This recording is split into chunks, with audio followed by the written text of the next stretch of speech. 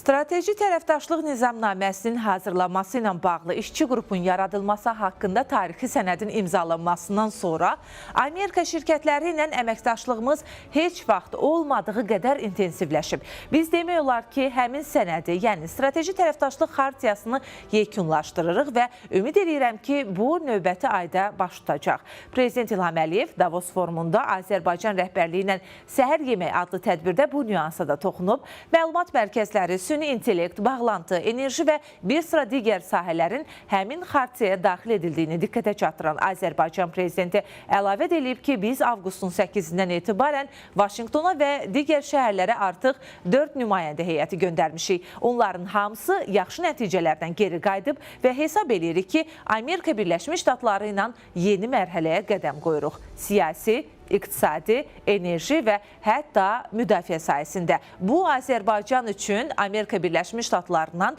birbaşa sərmayə cəlb etməkdə böyük imkanlar yaradacaq və ümid edirəm ki, bizim Avropalı tərəfdaşlarımız bu məsələdə geri qalmayacaqlar deyə Azərbaycan prezidentinin toxunduğu istiqamətlərdən biri də bu olub.